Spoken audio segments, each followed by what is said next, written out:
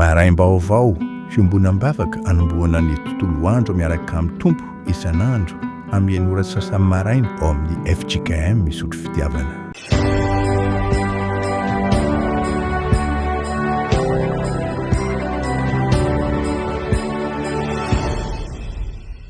Miara-misaotra an'Andriamanitra indray sika tonga soeto amin'izao fotoana izao iarahantsika mandinika ny soratra masina. Ndeha hideran'ny tompo amin'ny salamo 720 andiny 770 hatramin'ny 400. Salamo 720 770 hoy ny mpanao salamo amin'ny anaran'ny tompo: endre ny fitiavako ny lalanao, fisaintsainako mandrakarivo izany, ny didinao mampahendry ahy mihoatra noho ny fahavalo, satria atao amiko mandrakizay ireny.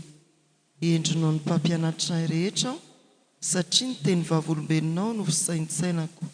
Endrinao ny antom-panahy aho, satria ny didinao no tandremako. Efa narovako ny tongotra amin'izay lalan-dratsy, mba hitandremako ny teninao. Tsy mba miala amin'ny fitsipika aho aho, fa ianao no mampianatra ahy. Endreny amin'ny teninao raha andramako, mihoatra noho ny tantely atao am-bavako. Ny didinao no nahazoko fahalalana, izany no ankalako ny lalam-pitaka rehetra. Amen. Ndeha hivavaka isika.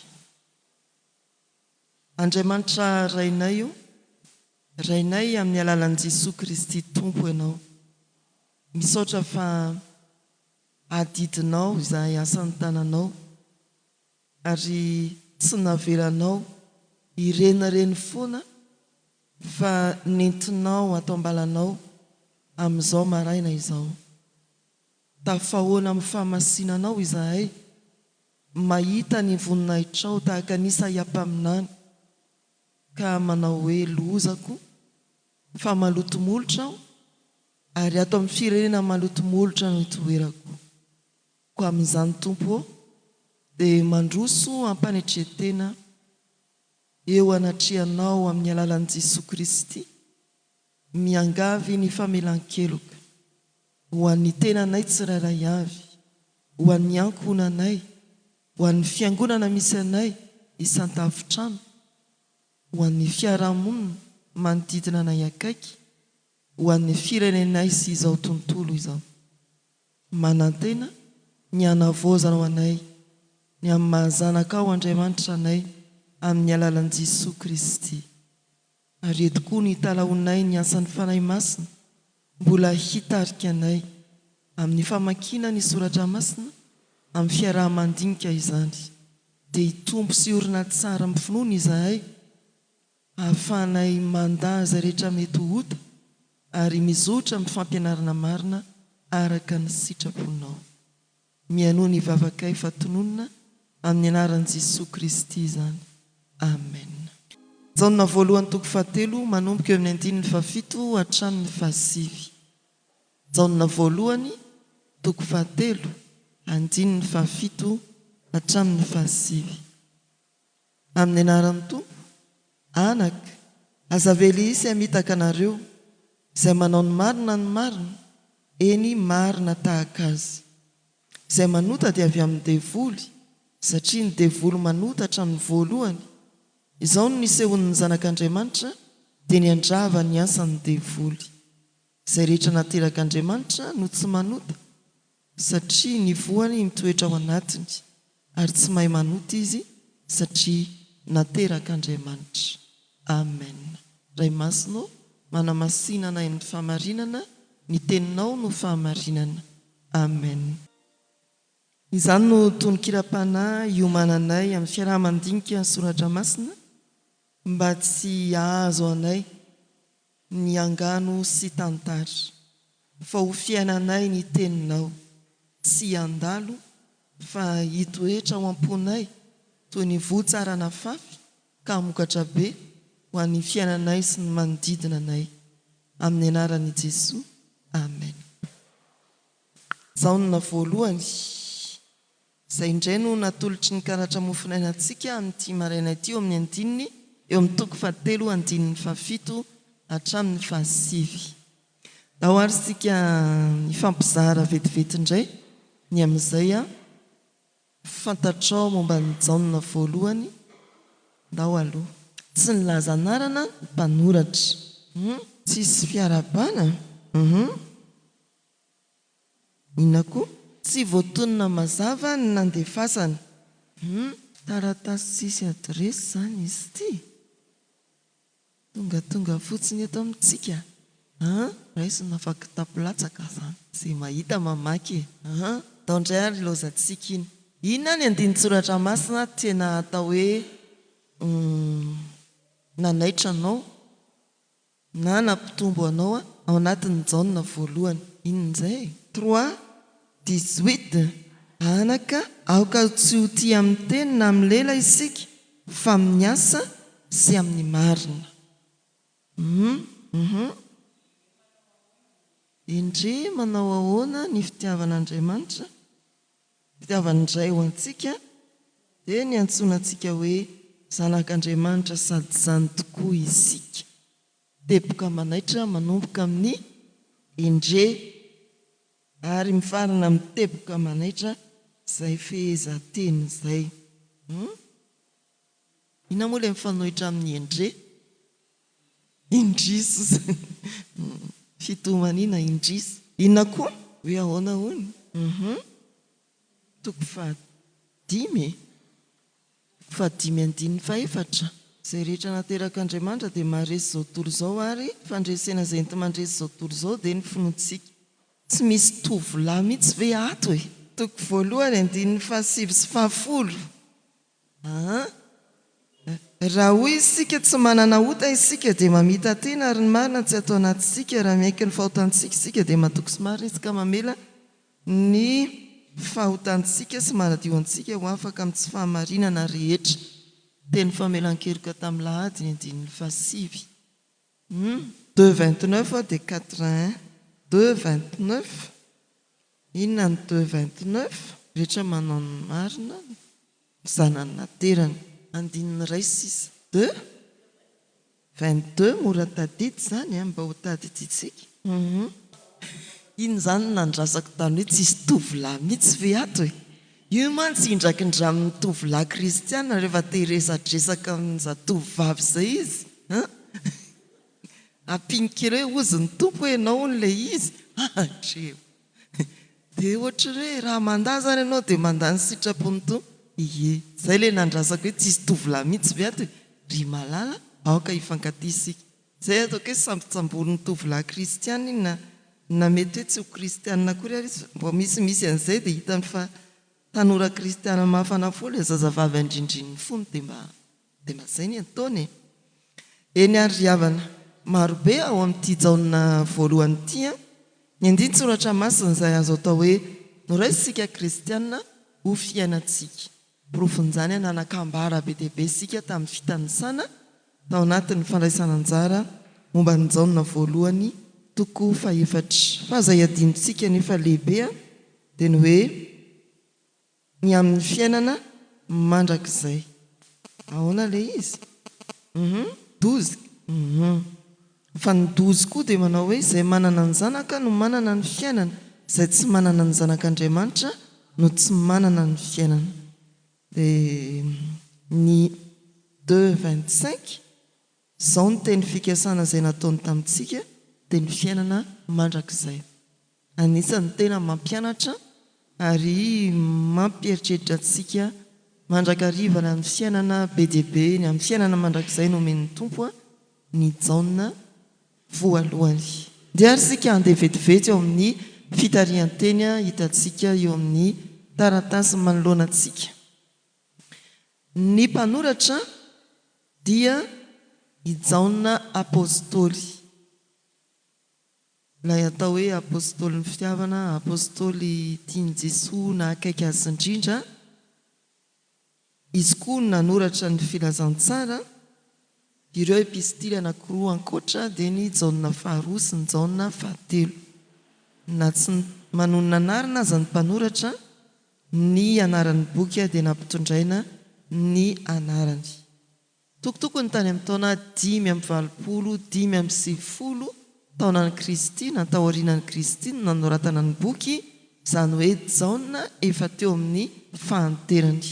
Taloha kely ny fahitana izay nanoratana narakitra ao amin'ny bokin'ny Apokalipsy.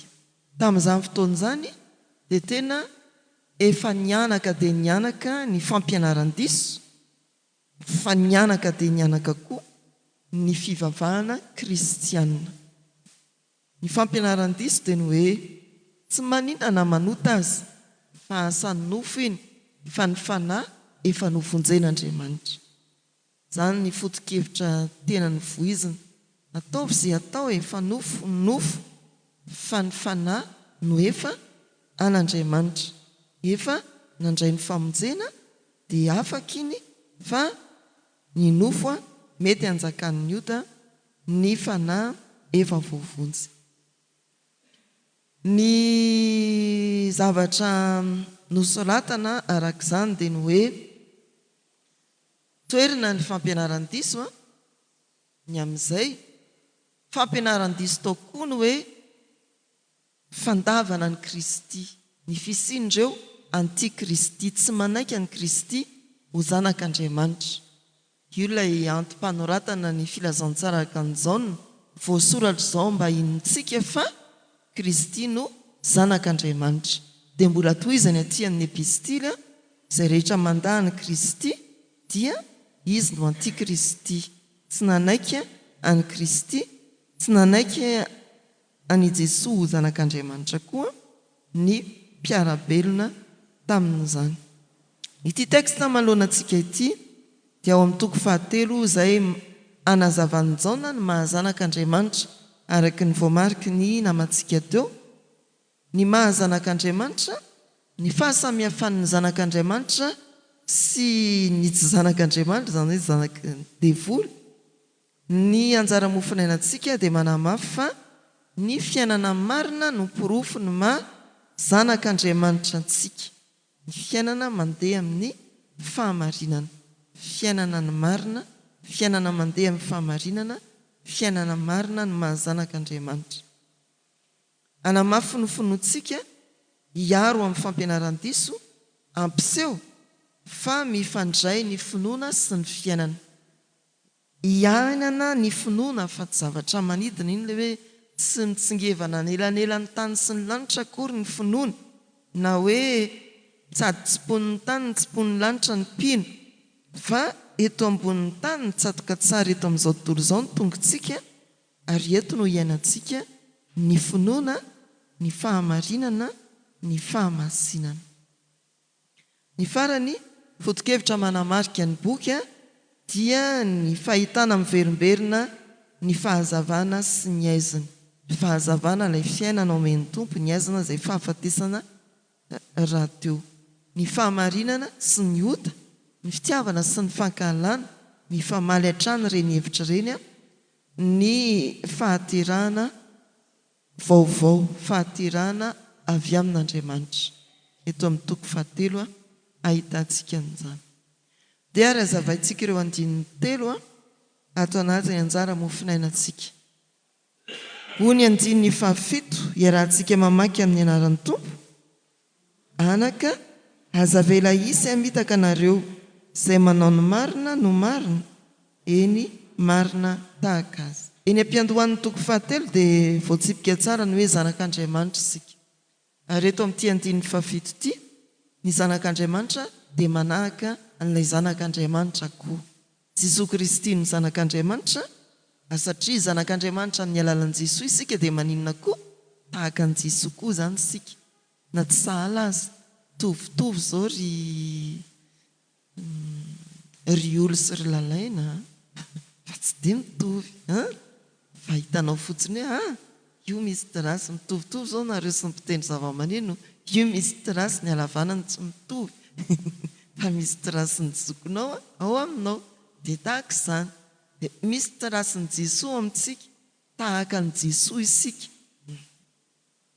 Aza mety ho fitahin'olona, misy fampianaran-diso mety mamitaka izay ny hoe anisan'ny antom-pisiany ity Jaona voalohany ity ny fampitandremana amin'ny fampianaran-diso ny fanoerana ny fampianaran-diso izay manao ny marina ny marina tahaka azy.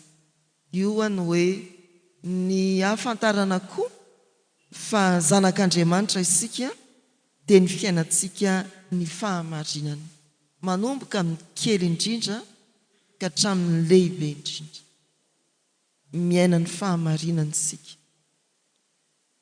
Ny fahamarinana kristiana dia fiainana hita amin'ny asa fa tsy fanambarana ambava fotsiny. Ary io fahamarinana io dia miorina amin'inona? Miorina amin'ny tenin'Andriamanitra fa tsy hoe ny marina. Ny aloha ny eritreritro ina madiso an'izany, ina nefa madiso an'izany e. Izay indraindray tenentsika na dia kristiana sika. Ina madiso an'izany? Dia maninona azy ao raha manao an'izany? Izay zany koa ve? Fa manomboka amin'ny kely indrindra ka hatramin'ny lehibe indrindra ny fiainantsika amin'ny fahamarinana dia miainga ny soratra masina. Ary ny fiainantsika ny fahamarinana, ny fiainantsika ao anatin'ny marina no ahafantarana fa zanak'Andriamanitra isika manahaka ny Kristy, ilay zanak'Andriamanitra. Andiny ny fahavalo, anao ny soratra masina amin'ny alalan'ny Tompo. Inona ny fandraisan'ny devoly sy ny ota? Avererana Genesis 7 indray aloha ilay eritreritra sy ny fosiny sainy. Inona indray izany Genesis 7 izany? Tamin'ny voalohany Andriamanitra nanao ny lanitra sy ny tany, fa inona ary? Ary ny menarana dia fetsy, dia inona ny toeny? Fanontaniana dia hoe inona ny fandraisan'ny devoly sy ny ota? Maka fanahintsika mba hanota ny devoly. Izy zany loharano eo amin'ny andinin'ny fahavalo moa dia hoe izay manota dia avy amin'ny devoly, satria ny devoly manota hatramin'ny voalohany. Izao no nisehon'ny zanak'Andriamanitra dia niandrava ny asan'ny devoly. Ny ota dia mifandray akaiky amin'ny asan'ny devoly, mba tsy tenena hoe ny antony asany, ny anton-diany ety ambonin'ny tany dia ny ahatonga antsika hanohitra an'Andriamanitra, tsy iaina araka an'izay voalaza an'Andriamanitra. Izay ilay Genesis 7. Ny Tompo dia nidina andravan'izay fanoerana an'Andriamanitra izay, andrava ny asan'ny devoly.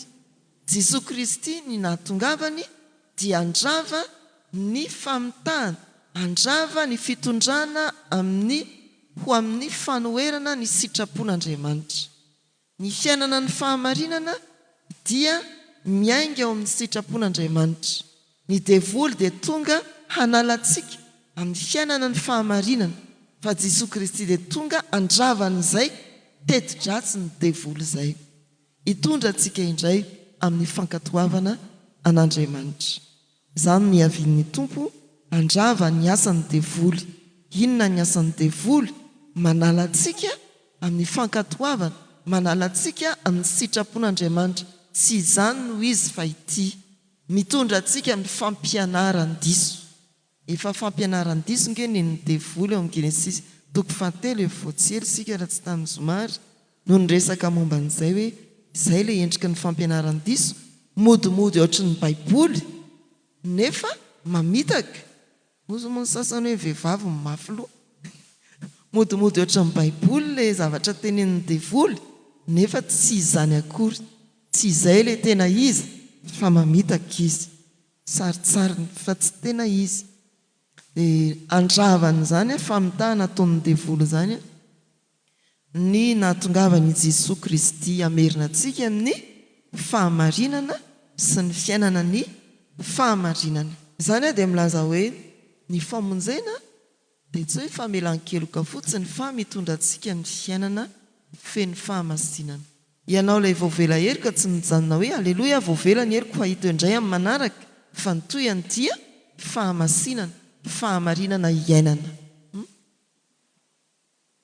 Ilay voambolana hoe tsy manota dia tsy hoe tsy manota eo amin'ny fotoana anankiray voamarina, fa tsy manota amin'ny fotoana mitohy. Matoan-teny milaza asa mitohy zany izy io voambolana io, fa tsy hoe tsy manota amin'ny 7 sy 5 fa fiainanao mihitsy ilay tsy manota. Ary fa maneno ny telefona. Eo amin'ny andininy fahasivy zay rehetra naterak'Andriamanitra no tsy manota satria ny voany mitoetra ao anatiny ary tsy mahay manota izy satria naterak'Andriamanitra. Inona ny fanazavana? Ilay voany dia ilay tsy mikaina izay napetrak'Andriamanitra ao anatin'ny zanak'Andriamanitra.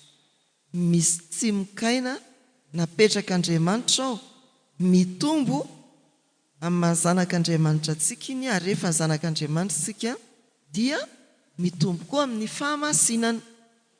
Ilay teny hoe voany izany eo dia manandanja tao anatin'ity 5:7 toy ny voa anankiray nafafy napetraka teo am-pontsika ary mitombo dia miteraka fiainana feno fahamarinana sy fahamasinana. Fahaterahana indray manova fo, manome hery andany ota. Izay ny fanazavana fohy momba andreo andininy telo anjara mofinaina antsika. Zao sika ifampizara indray. Fanontaniana, inona ny famantarana hita maso fa olona naterak'Andriamanitra ny olona? Misy valiny santionana anankitelo fa any aminareo ny be dia be. Inona no azo amantarana ety ivelany fa naterak'Andriamanitra ny olona anankiray miainga amin'ny heviteny izay navoakantsika teo? Tovitovy endrika amin'ny Jesosy ve dia hoe lavalava volo daholo ny lehilahy? Sa manao akanjo reparepa daholo ny lehilahy ohatry ny Jesosy? Tseniko tsara, ohatranao mihitsy izany. Mora fanahy amin'ny manodidina rehetra. Inona aloha izany mora fanahy? Raha tsikaritra ireo dia nira 5:700 no natolotra mialoha ny hamakiana ny soratra masina. Jesosy mora fo indrindra, tsara sady mahasoa, tsy miova sy mifindra, mba iriko ny to azy. Dia izay teneny namantsika izay anisan'ny famantarana hoe zanak'Andriamanitra. Fa misy koa aza-toroina tena tsy zanak'Andriamanitra fa tsara fanahy be. Ny fitiavana tsy misy takalony. Inona moa ny antony anisitsika anarana ao amin'ny valopy famangina rehefa mamangy sika? Balazao hoe kefa nijoro teo ianao kidina indray. Hoy inona mantsika hoe mba hafantaran'ilay olona hoe teto izy. Lazao ilay any an-tsaintsika. Ataoko hoe lazao ny any an-tsain'ny malagasy. Inona ilay fitenenana aterikalao? Soratana amin'ny mariboly, soratana mba te-hilaza aminareo ary havana hoe raha kristianina sika mamangy dia verse atao eo amin'ilay valopy natolotsika. Izay amin'ny manaraka manaraka ianao koa ohatra ny manaraka ohatra ny maniry hoe raha mba izany kosa ny idona-pahoriana dia ataovy bebe noho ity ve sanatria any amin'ny famadihana moa no tena misy an'ilay aterokalo. Fa na izany ary anontany io ny tenanao ny hoe nahoana tokoa moa ny anarako no apetraka eto manaralefana iny na tonom-bavaka na andinin-tsoratra masina. Hoy ny namantsika mantsy teo hoe fitiavana tsy misy takalo. Dia rehefa zany fotsiny amin'ny fitiavana. Inona koa mba mitarika ny saintsika amin'izany fa izay faharesendahatra ihany izay mihitsy moa fampianarana izay ataonareo any fa ny lasa iny izay anareo ny sisa. Iza andrasa aloha iverenako kely iny. Iza mampanankarena mampahery kokoa maribola apetraka sy ny anaranao sa ohatra ny fitenenana hoe efa nitsangana tamin'ny maty Kristy, sa hoe raha ny amin'izao fiainan'izao ihany ao an-tenantsika ny Kristy dia mahatra indrindra samy olona sika akatony eo iny. Inona koa ary ny azo ampiarana n'izany hoe zanak'Andriamanitra ianao dia izao no marika? Ahoana ny hamantarana fa efa zanak'Andriamanitra ny olona anankiray? Eo amin'ny 5:2 moa dia hoe ankehitriny dia zanak'Andriamanitra nefa tsy mbola naseho izay ho toetsika rahatr'izay fantatsika, fa raha iseho izy dia ho taka-azy sika dia ho hitantsika izy izay tena endriny tokoa. Eo amin'ny fiainantsika andavanandro atao hoe miaina amin'ny marina sika, ahoana izany ny fahafahan'ny olona mahafantatra fa zanak'Andriamanitra ianao? Tsy mila tatatataina amin'ny vava, tsy mila lazaina akory za zanak'Andriamanitra tiany kara-panondro mandeha araka ny fahamarinana miseho amin'ny fiainanao ny marina miady amin'ny ota ianao miseho amin'ny fitiavana ny dralahy efa nyresantsika teo ny tsy piana namatsika le tsy tia amin'ny lela fa miasa sy amin'ny marina manaja ny tenin'Andriamanitra araka ny soratra masina ve zany ahoana hoy Jesosy tao amina Matio 4 voasoratra hoe za tsy amin'izany fa voasoratra hoe rehefa tonga ny devoly hakafana azy dia nampandehaniny araka ny soratra masina ny zavatra rehetra ny fiainanao amin'ny mahazanak'Andriamanitra anao dia ianao voaravaka ny soratra masina ny fiainanao miorina amin'ny soratra masina ny ataonao ny faharoa ahoana ny fomba anandramany devoly hitariana ny olona ho amin'ny ota amin'izao fotoana iainantsika izao miara-miaina amin'ny tontolo misy antsika isika ahoana ny fomba anintona ny devoly antsika mbola ho tavela ao anatin'ny ota ny fampianaran-diso tena ngeza be eo amin'izao fotoana izao atadidio foana le hoe ny Genesis 2:16-17 navadiky ny devoly eo amin'ny Genesis 3:1-2 ny azo rehetra azo hinanana fa ny devolana hoe hay hoy Andriamanitra hoe tsy azonareo hinanana ny azo rehetra dia eo fanina eo ilay tsy tena mahay soratra masina ka mila mailo tsara isika fa mibetsaka ny kirakira baiboly amin'ny toerana samihafa fa jereo sao dia ny azo rehetra azo hinanana mivadika azo rehetra tsy azo hinanana tsy fotsiny ny elanelan'izay nefa tena manova zavatra be dia be jereo ary dia ndao vahavahana ireo teboka anankitelo 6 fampianaran-diso moa efa nytenenina mantsika teo amin'ny famitahana fanaovana ny ota ho toy ny zavatra tsy maninona afaka manome ohatra vesika fa aizahoaiza amin'ny soratra masina tokoa no misy hoe lainga masina sa ohatra ny le omaly hoe naka viavy tenena efa tsy fahamarinana mantsy le hoe lainga tsy mampaninona fa mahatsara ary inona ohatra eny hoe mameza ohatra ary so ihany fa vazana ho mitenen'le izy ota mahafatifaty io ny draindray ohatra ny mahazo fi ny zanak'olombelona na ny zanak'Andriamanitra azy tsy ataoko isika na ny zanak'Andriamanitra aza ao anatin'ilay fahotana ohatra ny tsy mampaninona zany fiainan'ny tanora tsy ataoko hoe tamin'izao efa taloha ny efa misy teraka pitovoana ny zatovovavy dikan'izany everiny olona tsy mampaninona ny firaisana ranofo mialohan'ny fanambadiana hoy ilay tanora anankiray izay rehefa nitariana izy tao anatin'ny dinika mariazy ka izay ny pastera ny vady ihany mba ny vady mantsy nareo dia ainao no miteny an'izany fa raha maty tao anatin'ilay fahazarana tamin'izany moa ianao dia ahoana tsy teny aho hoe raha tsy nakavady anao ilay olona na hoe ny saraka nareo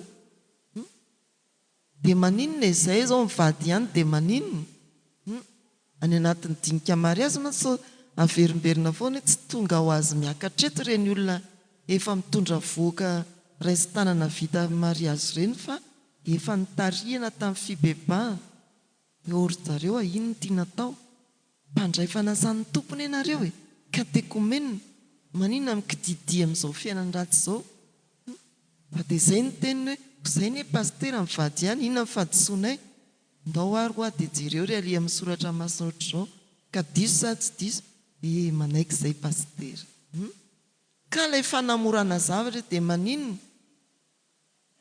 izay zavatra kely iny ve ka samy manana ny keliny koa indraindray ny olona fa tena famitahana izany ry havana ny kely ihany no lasa be ny fanondro anankiroa ihany no lasa tavoangy be dia tamin'izana dia toy ny fantatrareo raha vao tsy nitandrina sika dia voafitaka amin'inona koa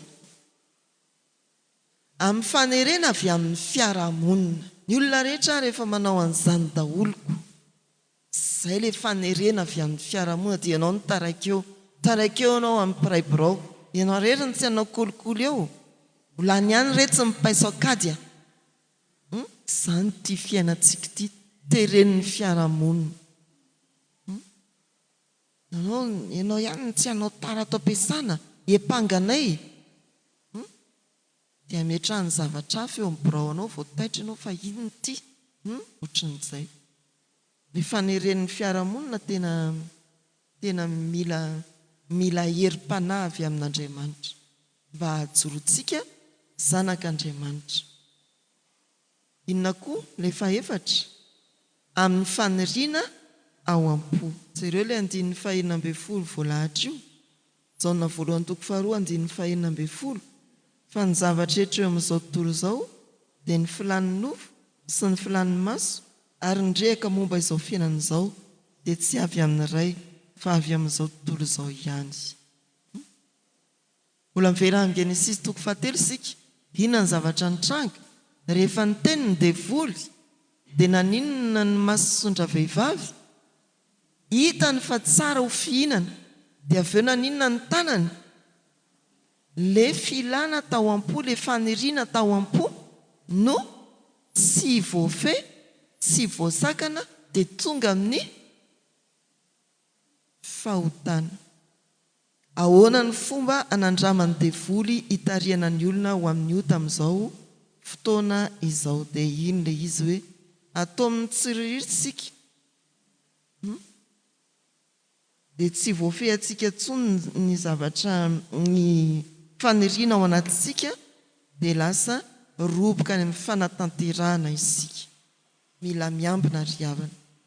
Ny fahatelo inona avy ireo zavatra azo atao mba hanampiana antsika tsy hiaina ao anatin'ny ota tsy ho fahazarana ny ota tsy hoe raha vao tsy manao an'io dia efa tena farany tsy dia efa diranovana na hoe tena maty raha vao tsy misotro indray andro nefa ny tena marina aza misotro mihitsy. Zay efa omen'ny tompo lesony sika ny Matthieu 4:7 inona fianarana sy fiainana ny tenin'Andriamanitra. Fianarana sy fiainana ny tenin'Andriamanitra. Tehirizo ny tenin'Andriamanitra ho ao am-pontsika atao fiainana ny tenin'Andriamanitra. Inona koa mivavaka sy mangataka ny herin'ny fanahy masina. Vao mifoy ianao dia tena aza mangataka mihitsy aloha ny zavatra hafa fa Jesoa omeo ny fanahy masina hitarika mandritra ity tontolo andro ity hiaro ampahery ampijoro. Ny fahatelo miaina ao amin'ny fiombonany fiangonana aza misaraka amin'ilay vongana iray ilay fiangonana maka foana ny hafanana avy aty amin'ny fiangonana mba hafanao manana herijika eny amin'izao tontolo izao. Iny moa zany le hoe rehefa mahita zanak'Andriamanitra isika aza mijery izay hoe tsy fahombiazana na fahalemeny fa jereo ny heriny dia alay fitahaka izy. Dia amin'izay fotoan'izay ianao zany mianatra ny tsara ao amin'ny olona fa raha izay ratsy eo amin'ny olona ny jerenao dia aletaky ny devoly miambany ihany ianao. Raha izay fahalemen'ny olona anankiray ao amin'ny fiangonana mety ho mpitarika anao io mety ho namanao akaiky ny jerenao dia inona foana ny vokany ratsy anina fa ihanina ary ihanina. Fa jereo hoe izay tsara amin'iny iny ilay ampianarina antsika foana hoe na 7:70 faingodimy aza ny maintimainty ohatran'ity écran ty dia mbola misy fotsifotsy kely eto. Iny jerena dia ianaro fa maty be ianao raha hijery an'ilay aloka mainty tena lasa mitsotsorika ny fiainanao. Dia mahaiza mianatra ny tsara eo amin'ny mpianakavy finoana aza miala amin'ny fiombonam-be ny fiangonana izay fanohany sinin'Andriamanitra tamin'ny alalan'i Jesosy Kristy nandatsaka ny rano teo amin'ny hazo fijaliana. Aza misaraka amin'ny fiangonana. Raha misaraka amin'ny fiangonana isika dia maninona miombona amin'izao tontolo izao mora amin'izao tontolo izao no misarika antsika. Dia izay fiarovan-teny izay amafisy orina ny fiombonanao ao anatin'ny fiangonana midira ny anatin'ny sampana midira amin'ny fandraisana andraikitra samihafa arakaraka ny andraisanao andraikitra ny tombonao amin'ny fahamasinana ary anananao saina hitandrina tena hoe arofanina hoe zany hoe kampitandriny zany hoe kaloolony za dekona za mpikambanao misampana vokovokomanga za esailike za vita fiofanana za antoko-pihira talako mason'ny fiangonana isan-kalady zao tena balizy ireny ny riavana tsy anytany fitiavana ny lazaina amin'izany ny manaraka inona koa ialao ireo tontolo mety mitarika amin'ny ota tompo raha ny vavaka ho an'ny mpianatra dia ny hoe tsy ny hanala azy amin'izao tontolo izao fa niaro azy amin'ny ratsy fa misy le tantara hoe nandeha izy nandeha dia za tsy hisotrotoka tsony dia nandeha izy nandeha dia nandalo an'le fisotrotoka dia efa te-hivily aly mafy mihitsy ny tonga nandalo voalohany voatoetra nandalo faharoa voatoetra nandalo fahatelo mbola voatoetra nandalo fahaefatra tsy voatoetra tsony farany mbola nanam-pikesana hialandray izy dia andao ny nanalavidalana sy nandalo ny toerany tsony zay izy voavitra misy fotoana zany rehefa hitanao fa marefo sy maremy ianao aleo miala aza milalao amin'ny afo famaranana riavana ny finoana marina dia aza doroina famiseho amin'ny fiainana amin'ny fahamarinana finoana marina fiainana marina ny ota dia asany devoly fa Kristy kosa tonga handrava izany asany devoly izany ny fahaterahana avy amin'Andriamanitra dia manova ny fiainan'ny olona tsy mpanota intsony izy mety ho manana ota izy fa tsy mpanota intsony io ilay Jaona voalohany toko voalohany andininy fahavalo sy fahasivy efa nazavaina amintsika indraindray koa ny hoe ny mahasamihafa ny atao hoe mpanota sy ny hoe manota ny tsindretra sy ny angidina inona ilay tsindretra sy angidina ny tsindretra dia larva ny angidina fonombola tsindretra ny angidina dia velona sy ny ririta ny anaty rano fa rehefa arielatra ny angidina dia mikasika kely amin'ny rano fotsiny izy manifidrano dia lasa tsy monina maty izy raha mbola miriri any anaty rano ihany dia tahaka izay koa isika zanak'Andriamanitra fonombola mpanota isika dia ndririta ao anatin'ny tontolo ny fahotana fa rehefa zanak'Andriamanitra nanaiky an'i Jesosy tompom-pamonjy isika dia marary mihitsy ny atsika izany hoe io fa diso fotoana tsy nahatratrany tamin'ny enina sasany katroka efa tsy fahamarinana mantsy zany tena marary ny aitsika fa tsy mbola tratraka ihany ianao ilay hirany sampana fa marary ny ainao amin'iny za mino fa marary ny atsika hoe tsy nahatratra ny fanomboana dia izay mihitsy ny toetrantsika way mbola fa naninona ary ihany ny tena hoe dia tsy maintsy hoe lainga ve nanavotako an'iny zavatra iny fa marary sika amin'izany zay zany nisan'ny foto-kevitra ny zanak'Andriamanitra dia miady amin'ny ota fa velona ao anatin'ny tontolony tsy velona ao anatin'ny tontolony fahotana intsony azafady adininy hoe tsy ny zanak'Andriamanitra dia miady amin'ny ota fa ataovingeza be mihitsy ilay hoe tsy fa adiniko fa tsy velona ao anatin'ny tontolony fahotana intsony ilay fanoharana ny amin'ny tsindretra sy ny angidina teo ihany ny afatra Jaona dia mazava ny olona naterak'Andriamanitra dia manana fiainana vaovao tsy afaka miaina mpahazarana ao amin'ny ota intsony miaina amin'ny fahamarinana mbola misaotra anao izay Andriamanitra afaka niaraka nandinika ny soratra masina ary nampatsivonao fa izahay zanakao Andriamanitra nametrahanao fiainana vaovao tao amin'ny Kristy dia miaina amin'ny marina tsy miaina ao amin'ny tontolo ny fahotana fa amin'ny tontolo ny fahamasinana ary tao aminao izahay mba haneo ny mahazanak'Andriamanitra anay amin'ny teny amin'ny asa meo anay ny fanahy masina hajoroanay araka izany mba hiavaka tokoa tsy amin'ny fitahiana ihany izay andraindray ny maro fa amin'ny fijoroana indrindra ny manompo anao sy ny tsy manompo anao. Aoka ataonay lohalarana ary hoiranay ao am-ponay ny hoe afa Jesoa manompo anao amin'ny olona tsy manompo anao.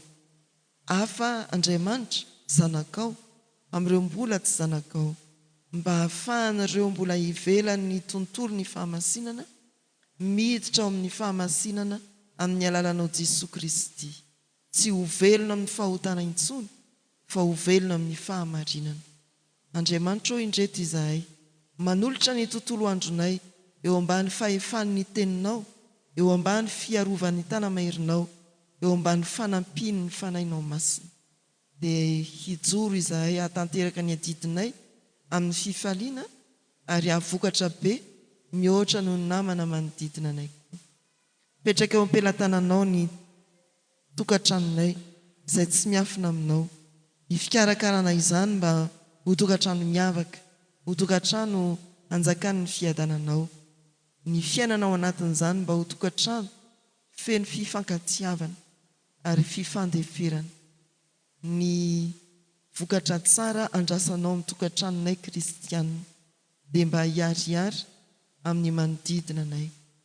Apetraka ao am-pelatananao Andriamanitra ny firenenay, ho jerenao ny mpiaramonina aminay tratry ny tsy fahasalamana, zoim-pahoriana, ireo manana olana, mivavaka ho an'ny raharaham-pirenena izay eo amin'izay mety ho fiovana ateraky ny fikitiana indray ny governemanta. Andriamanitra, ianao no mikatsaka ny azosoa ity firenena ity mihoatra n'ireo tompona ndraikitra samihafa. Ho tanterao anatin'izany ny sitraponao. Vavaka aminao izahay ho an'ireo mbola mizaka ny takaitra ny loza voajanahary ary mbola asian'ny tafitra sy ny tadio azy izy ireny. Ataovy tonga amin'ny fandinihan-tena amin'izao karem'izao ry Tompo, hitodika aminao amin'ny fibebahana marina. Dia tsarovy amin'ny fahasoavanao ny fiangonana. Na dia malemy azy eto anivon'izao tontolo izao feno fandriky ny devoly, dia aresy ary iomby mpandresena amin'ny Kristy ilay tonga andrava ny asan'ny Satana. Kambanay ny vavakay amin'ny ampianaran'i Jesosy manao hoe: Rainay izay ny an-danitra, ho amasinina ane ny anaranao, ho tonga ane ny fanjakanao, atao ane ny sitraponao ety an-tany ho tahaka ny an-danitra. Meo anay an'io ny anona sahaja ao anay, ary mamelany ny elokay tahaka ny namelanay izay meloka taminay.